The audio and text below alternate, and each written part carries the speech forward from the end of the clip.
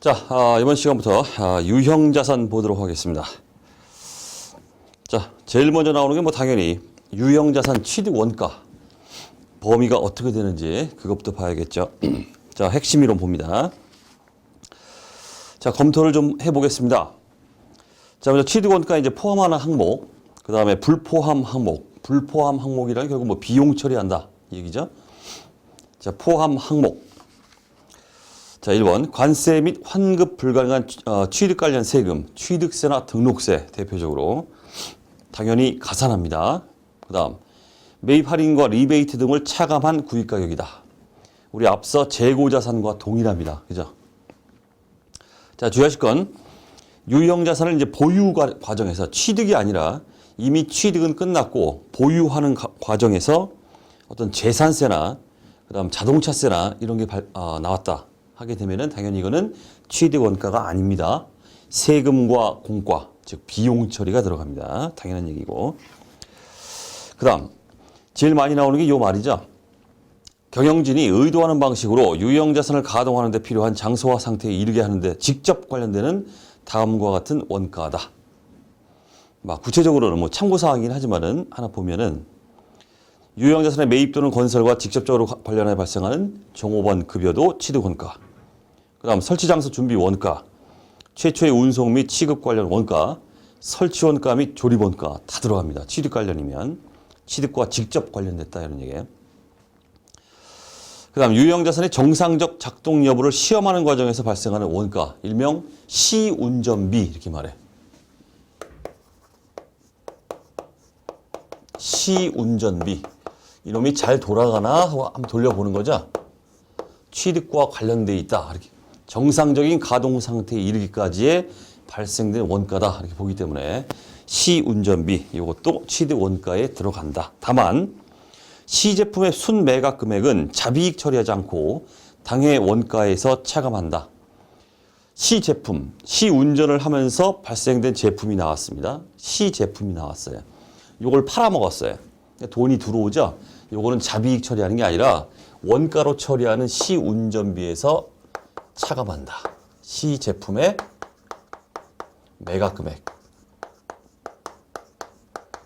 자, 상식적으로 이렇게 차감된 금액만큼 순수한 비용만 원가로 들어간다. 그러니까 기타 뭐 전문가에게 지급하는 수수료, 구입 시에 어떤 중개 수수료나 보험료 이런 게 있겠죠. 이런 것들이 전부 취득 원가에 포함되는 항목이다. 이런 얘기예요. 그다음 불포함 항목, 즉 비용 처리 항목입니다. 중요한 건 아닙니다. 하나하나 그냥 눈팅만 좀 해보겠습니다. 첫 번째는 새로운 시설을 개설하는 데 소요되는 원가, 비용 처리하라. 위에 또 안 했네요. 위에 포함 항목의 3번을 보자. 자산을 해체, 제거, 복구하는 데 소요될 것으로 최초에 추정되는 원가, 일명 복구 원가라고 그래요. 우리 수준을 넘습니다. 구체적인 어떤 회계 처리는 제가 기본 이론 강의에서 이론 뽀개기에서 제가 쭉 회계 처리까지 보여드렸지만 우리 수준을 넘어요. 이건 회계사, 세무사 그쪽에 가면 굉장히 중요하게 다뤄집니다. 복구 충당 부채. 자, 어쨌든 이런 거 예를 들어서 쓰레기 매립장 같은 그런 유형자산 이런 게 있다 하게 되면 어떤 경제적 사용이 종료됐다. 그 시점에 가면 이제 환경 보존을 위해서 원상 회복을 해야 되는 의무가 발생합니다. 그 원상 복구, 원상 회복을 시켜야 되는 그런 원가도 취득 시점에 취득 원가로 집계가 된다. 이런 뜻이에요. 조금 수준을 넘는 얘기입니다. 자, 불포함 항목 비용 처리, 새로운 시설을 개설하는 데 소요되는 원가. 그다음 두 번째는 새로운 상품과 서비스를 소개하는 데 소요되는 원가다. 소개한다. 광고와 관련돼 있어요. 그다음 3번. 새로운 지역에서 또는 새로운 고객층을 대상으로 영업을 하는 데 소요되는 원가다. 영업을 하기 위해서 뭐 직원 교육을 훈련시켜야 한다든가 이런 경우에 이제 발생한다. 이런 얘기예요. 그다음 4번. 일반적인 판관비죠. 이게 관리 및 기타 일반 간접원가. 관리비 이렇게 보시면 되겠고. 자, 5번. 경영진이 의도하는 방식으로 가동될 수는 있으나 아직 실제로 사용되지는 않고 있는 경우다. 아직 취득이 아니라는 얘기예요. 또는 가동 수준이 완전 조업도 수준에 미치지 못하는 경우에 발생하는 원가다. 완전 조업도 수준에 미치지 못하는 경우에 발생하는 원가, 요거에 대해서 기본 강의 이론 뽀개기에서는 제가 자세히 설명했지만 본 강의에서는 설명을 생략하겠습니다. 수준을 넘는 얘기이기 때문에. 그다음 산출물에 대한 수요가 형성되는 과정에서 수요 형성 전, 즉 판매 라인 같은 게 구축되기 전이란 뜻이에요. 발생하는 가동 손실과 같은 초기 가동 손실. 눈팅만 좀 해주십시오. 이런 것들이 비용 처리 항목이다. 이렇게. 그다음 기업의 영업 전부 또는 일부를 재배치, 재편성이에요. 재배치하거나 재편성하는 과정에서 발생하는 원가, 비용 처리하라. 그 즉시. 그다음 부수 영업활동 손익 해가지고 건설 시작 전에 건설 용지를 주차장 용도로 사용 시의 손익이다. 단기 손익이다. 비용 또는 수익 이런 식으로 상계시켜서 처리해 버려라 이런 뜻이에요. 자, 여기까지 보고 우리 문제는 간단합니다. 주 3일의 재무상태표에 유형자산으로 표시되는 기계장치의 취득 원가는 얼마인가? 어마어마하게 나오죠. 이 문제가 무조건 맞춰야 됩니다. 자, 발생 비용이 나오고 있습니다. 취득 금액 7억 5천 당연히 들어가야 됩니다. 무조건 들어가야 되고. 그다음 포함 항목에서 말씀드렸던 거 경영진이 의도하는 방식으로 가동하는 데 필요한 장소와 상태에 이르게 하는데 직접 관련되는 원가, 취득 원가입니다. 자, 700 들어가야 됩니다. 그다음 광고비, 판촉 활동비, 비용, 광고비, 비용입니다. 직원 교육 훈련비, 비용, 교육 훈련비, 비용. 따라서 취득 금액과 700만 원짜리죠. 두 개 합치면은 7억 5,700만 원. 틀리면 맨 땅에 정말 헤딩해야 됩니다.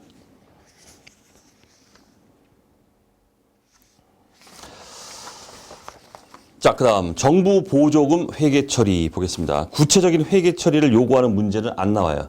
하지만 회계 처리의 그 모습이죠. 메커니즘을 알고 있어야만 이 썰 푸는 야부리 문제를 맞출 수가 있습니다. 그렇기 때문에 어쩔 수 없이 구체적인 회계 처리의 전반적인 모습은 여러분들이 숙지가 돼야 됩니다. 그 핵심 이론에 제가 쫙 해놨죠. 그거만 보시면 돼요. 자, 정부로부터 보조금을 받았다. 내가 자산을 취득하려고 하는데 그 자산을 취득 자금의 일부를 갖다 보조받을 수도 있고 이게 바로 자산 관련 보조금. 그다음 수익 관련 보조금. 추후에 미래에 내가 급여가 나가든 뭐가 나든 비용이 발생할 게 이제 예상되는데 그 비용을 갖다가 보조해 주는 거예요. 이게 바로 수익 관련 보조금. 두 개로 일단 나눕니다. 처리가 달라요. 자, 먼저 자산 관련 보조금.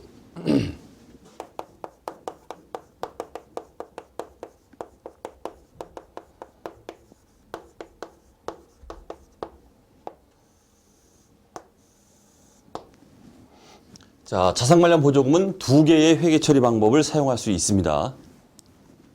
주의하실 거는 둘 중에 선택입니다.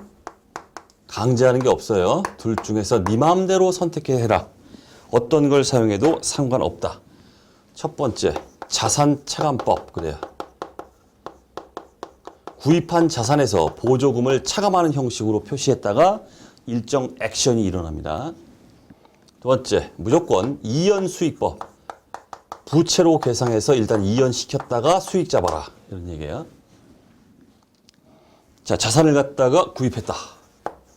자산을 구입했습니다. 현금이 나갔습니다. 이 자산 구입 자금의 일부를 정부가 보조해 준다.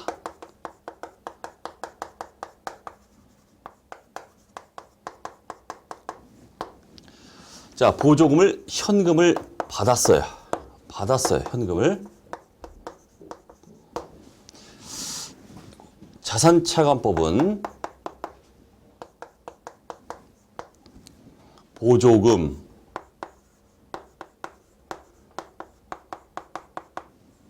이거 뭐다? 자산에서 차감해요. 차감하는 형식으로 표시를 합니다. 이 자산에 차감하는 형식으로 표시를 합니다. 이게 바로 자산 차감액이 아니죠.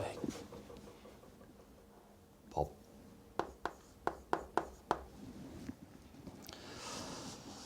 자, 하지만 이연수익법은 부채 계상합니다. 이연수익이라고 일단 잡아놔요. 임시 개정입니다. 이연수익하고 부채입니다. 부채를 일단 임시 개정으로 살짝 잡아놓습니다. 그다음 추후에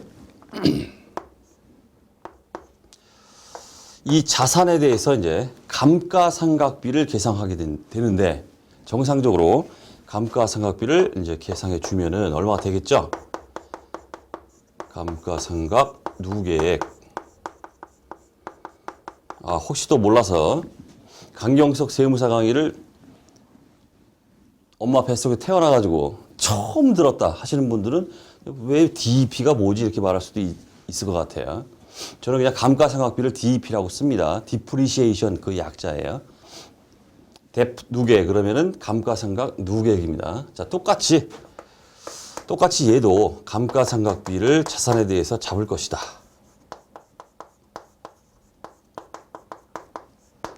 자, 이제 어떤 액션을 취해준다. 자, 자산차감법은 보조금으로 잡혀있는 일부 금액을 없앱니다. 일부 금액을 보조금을 없애요.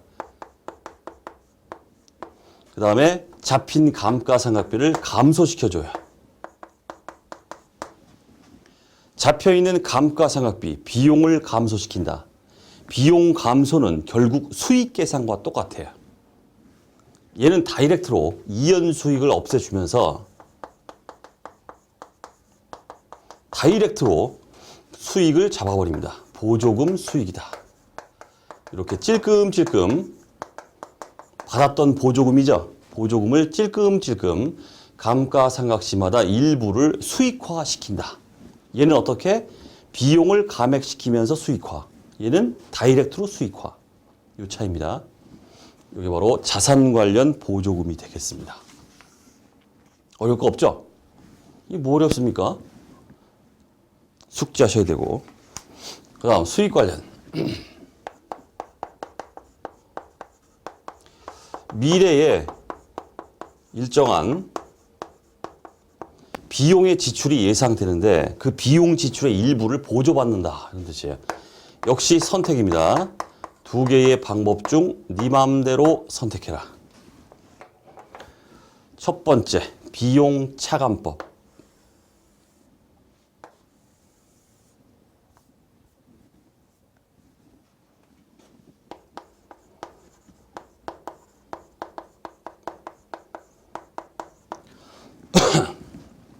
두 번째, 수익인식법.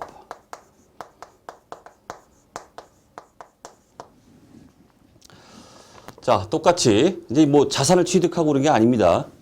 보조금이 바로 들어와요. 현금 보조금이 들어와요. 얼마. 똑같이 두 개의 방법이 똑같습니다. 이연수익, 부채 잡습니다. 이연수익 얼마, 부채. 얘도 마찬가지. 보조금이 현금이 얼마 들어왔다. 이연수익, 부채 얼마 했다가 이제 비용이 발생하겠죠. 급여가 나갔건 어떤 비용이 발생합니다. 비용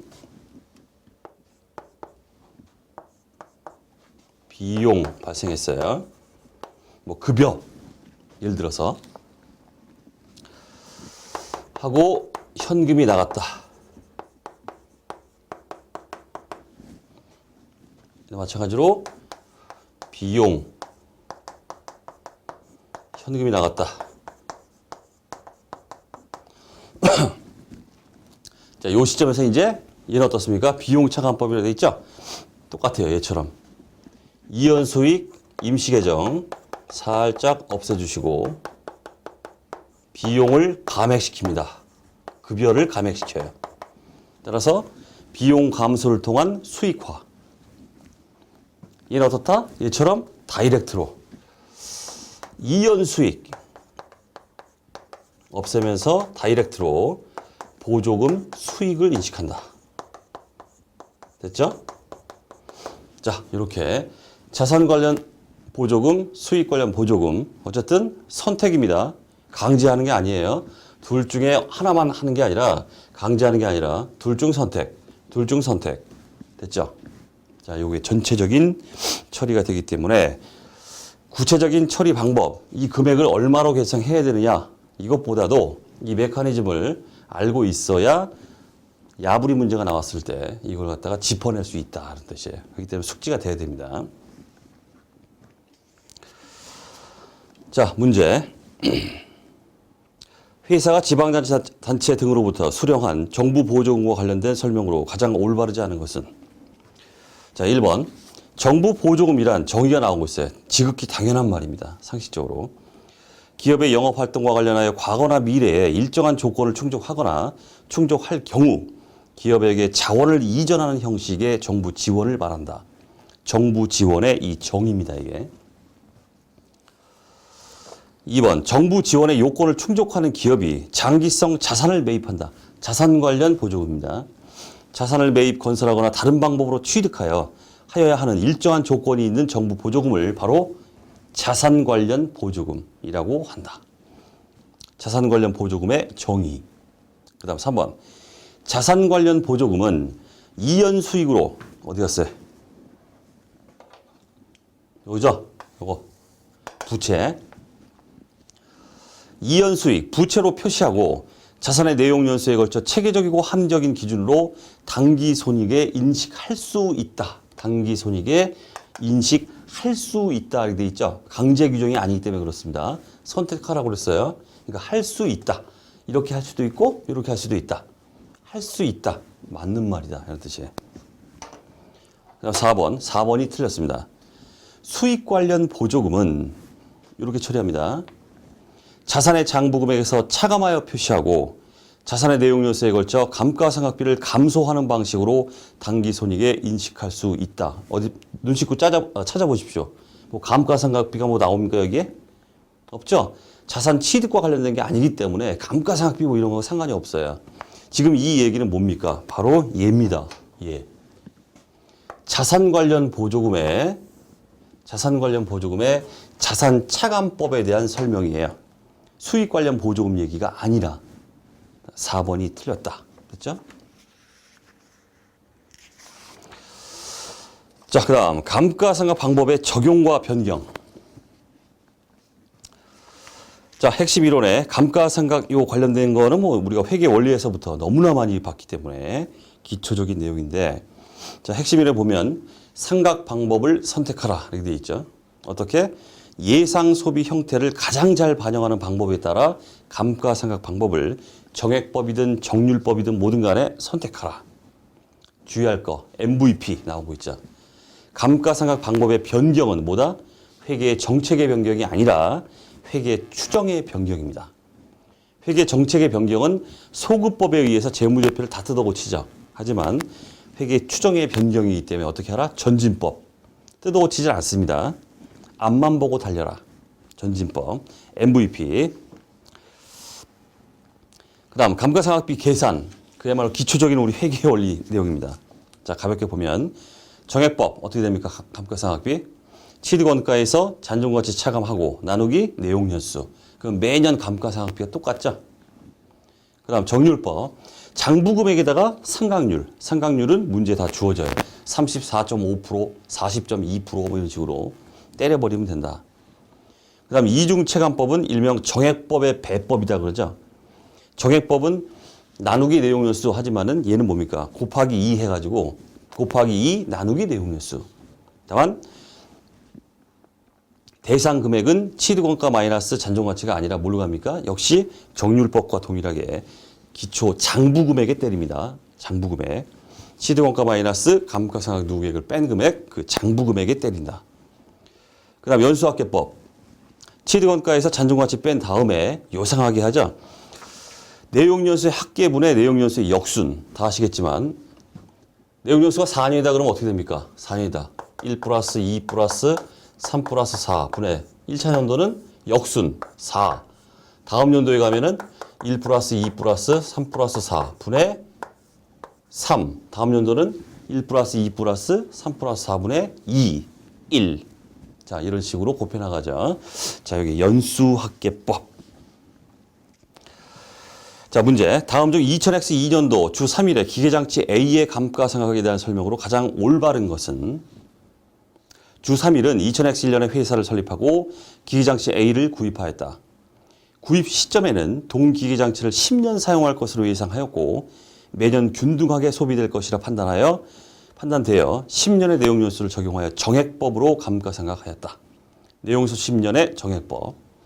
그러나 예상보다 회사의 성장 추세가 빨라 2000X2년의 생산량이 2000X1년 대비 80% 이상 늘어났으며 2000X3년의 생산량도 2000X2년 대비 100% 이상 늘어날 것으로 예상된다.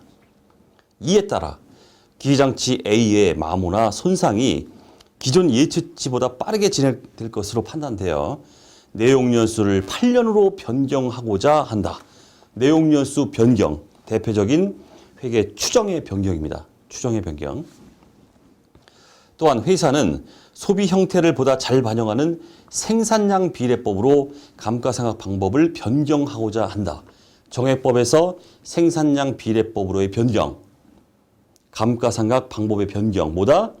회계 추정의 변경이에요. 정책의 변경이 아닙니다. 주의하셔야 되고. 자, 1번. 감가상각 방법의 변경과 관련하여 주 3일은 비교 표시되는 전기 재무제표를 재작성해야 된다. 틀렸죠? 회계 추정의 변경이기 때문에 전진법입니다. 소구법이 아니라. 회계 정책의 변경이라면 소구법에 의해서 재작성하지만은 전진법이기 때문에 회계 추정의 변경, 재작성이 없습니다. 틀렸고. 2번. 소비 형태를 신뢰성 있게 결정할 수 없는 경우에는 정률법을 사용해야 된다. 결정 불가한 경우에는 정률법을 사용하라. 이런 규정은 아무리 눈 씻고 봐도 KIFRS에는 이런 규정 자체가 없습니다. 말 만들어낸 거예요. 해설을 잠깐 읽어볼게요. 제가 써놓은 거. 소비 형태를 신뢰성 있게 결정할 수 없다 하여 특정 감가상각 방법, 즉 여기서 지금 정률법을 제시하고 있죠. 감가상각 방법을 강제 적용하지는 아니하며 이런 규정 자체가 없기 때문에 미래 경제 효익의 예상 소비 형태를 어떻게 하든 간에 추정을 해서 가장 잘 반영하는 방법을 선택을 무조건 해야 됩니다. 자, 됐고. 틀렸고. 3번. 예, 2번. 3번. 주 3일은 기계장치 A의 감가상각 방법 변경에 대하여 회계 정책의 변경으로 처리해야 한다. 틀렸습니다. 회계 추정의 변경. 4번. 주 3일은 적어도 매 회계연도 말에 감가상각 방법을 재검토해야 하며 자산의 미래 경제 효익이 소비되는 형태가 변하지 않는 한 일관성 얘기 나오고 있죠. 감가상각 방법을 매 회계 기간에 일관성 있게 합리적으로 적용을 해야 한다라는 KIFRS의 규정입니다. 상식적인 뭐 얘기죠. 이거 당연한 얘기. 자, 그래서 4번이 답이 되겠다는 얘기고. 그다음 관련 기출. 자, 기초 계산 문제를 하나 보겠습니다. 이런 문제만 나오면 얼마나 좋을까요? 자, 내용연수 7년의 건물을 정액법으로 감가상각한 결과 제3차 연도의 감가상각비는 12만 원이었다. 잔존가치가 6천 원이라고 할 때 건물의 취득 원가는 얼마인가? 원가 모형이다 이렇게 되어 있습니다. 정액법은 매년 감가상각비가 똑같기 때문에 3차 연도에 12만 원은 걔는 어떻게 나왔을까요? 12만 원은 바로 취득 원가, 잔존가치를 빼고 내용연수로 나눠준 거. 이렇게 해서 나왔을 것이다. 게임 끝. 자, 따라서 취득 원가는 846000이다. 산수죠? 자, 다만 이 문제에 대한 아쉬움이 제가 있습니다. 여러분들도 아마 느끼실 거예요. 아쉬움이 있죠? 뭡니까? 단서에다가 취득할 때 1월 1일 날 기초에 취득했다는 단서가 넣어줘야 더 정확한 문제예요. 그렇겠죠? 당연히. 아쉬움이 좀 남다 이런 얘기예요. 문제의 오류다 이런 얘기죠. 자, 그다음. 자, 유형자산 재평가 회계 처리 보겠습니다. 자, 유형자산을 취득하게 되면 회사는 선택을 한다 그랬습니다. 어떻게? 원가 모형과 재평가 모형 중에서 선택을 하라. 회사가 재평가 모형을 선택했다. 이럴 경우에 이제 회계 처리다. 이런 얘기인데. 최초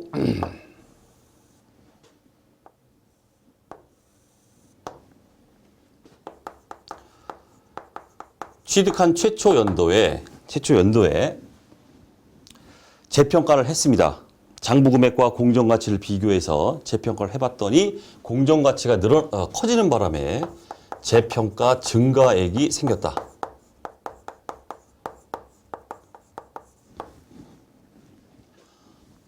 그 다음 또 하나는 최초에 거꾸로 공정가치가 떨어져서 재평가 감소액이 생겼다.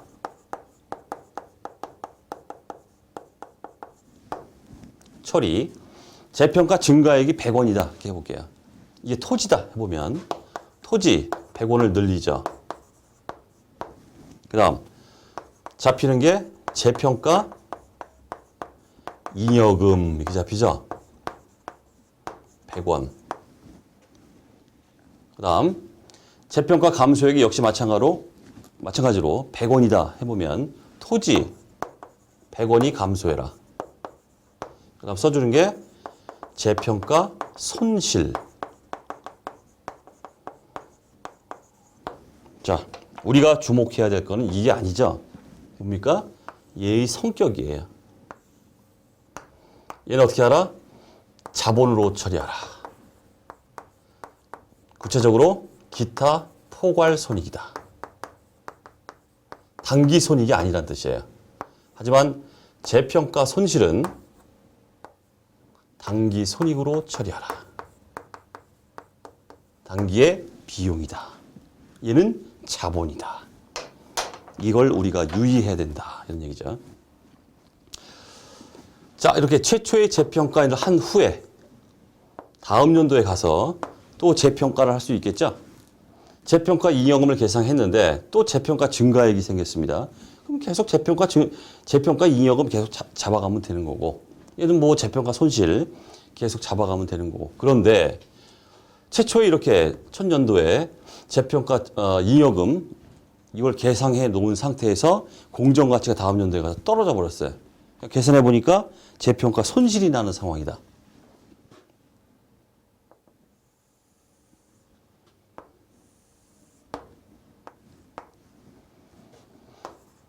재평가 잉여금을 계상한 후에 재평가 감소액이 발생했다. 공정가치가 떨어지는 바람에 감소액이 120이다. 예를 들어서. 그럼 얘는 재평가 증가가 발생했어요. 공정가치가 증가해가지고 재평가 증가액이 120이다. 이럴 경우에 어떻게 처리가 되는가? 자, 먼저 토지를 감소시켜라. 토지 120만큼이 감소합니다. 그 다음 여기 처리 이제 들어가는 게 요게 이제 중요한 거다는 뜻이에요. 먼저 재평가 손실 120을 잡는 게 아니라 이미 잡아놓은 재평가 잉여금이죠. 얘에서 먼저 상계시켜라 뜻이에요. 자본에 잡혀있는 재평가 잉여금을 먼저 상계해서 없애라. 얼마만큼? 100원 잡혀있죠? 100. 그리고 나서 나머지 금액 20원입니다. 그 20원이 단기 손익인 재평가 손실이다. 그 다음 자, 이번 재평가 증가액이 120입니다. 토지를 증가시켜라. 120.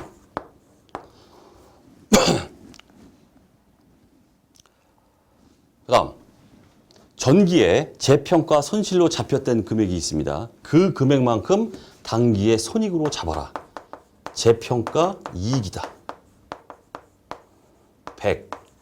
그리고 나머지 20이 진짜보다 재평가 잉여금이다. 끝. 이게 핵심이에요. 다시 합니다. 중요하기 때문에 다시 합니다. 최초의 재평가, 자본의 재평가 잉여금을 잡고 손실은 단기 손익인 재평가 손실을 잡아라. 그 다음 연도에 재평가 잉여금이 있는 상태에서 재평가 손실 상황이 나오게 되면 우선적으로 보다 재평가 잉여금과 먼저 상계시켜라. 먼저 상계. 그리고 나머지가 재평가 손실. 그 다음 재평가 손실이 있는 상황에서 재평가 잉여금, 공정가치 증가가 있었다. 이럴 경우에는 재평가 손실에 해당 분만큼, 해당 액만큼 단기 수익인 재평가 이익을 잡아라. 그리고 나머지가 진짜 재평가 잉여금이다. 이런 얘기예요. 중요합니다. 확실하게 숙제가 돼 있죠, 여러분들 다. 자, 문제로 가겠습니다. 주 3일은 2000X 1년 초 영업활동에 사용할 목적으로 취득원가 30억 원인 토지를 매입하여 재평가 모형을 적용하고 있다. 2000X 1년 초 토지 30억 현금 30억.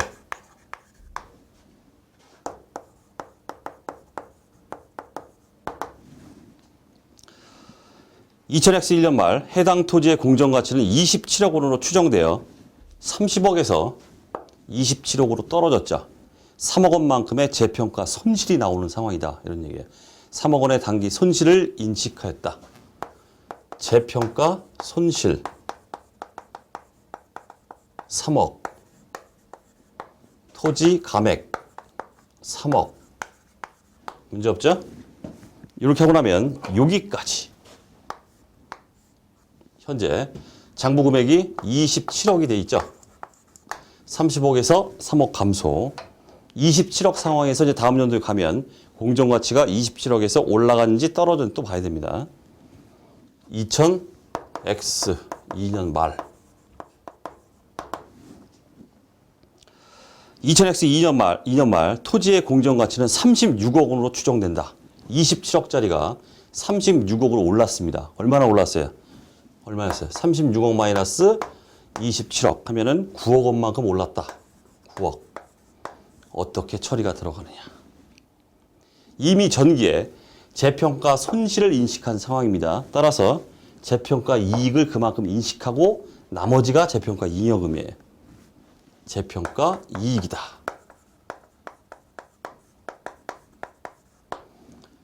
(3억) 나머지가 재평가 잉여금 6억. 됐죠?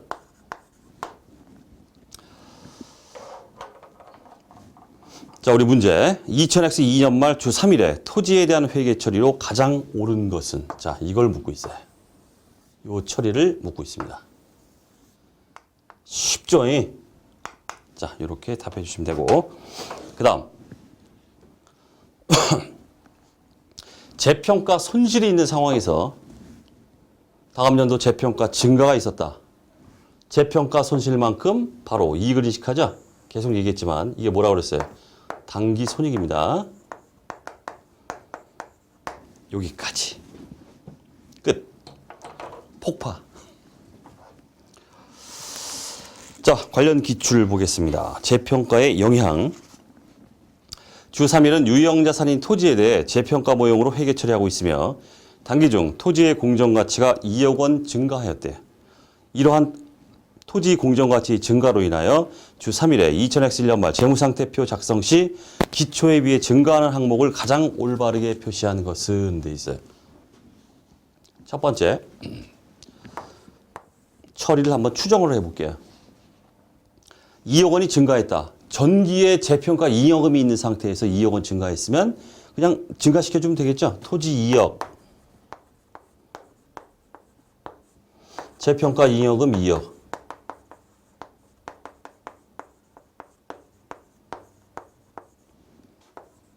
하지만 추정을 해볼 때 이런 상황도 또 생길 수 있겠죠. 전기에 재평가 손실이 있었어요.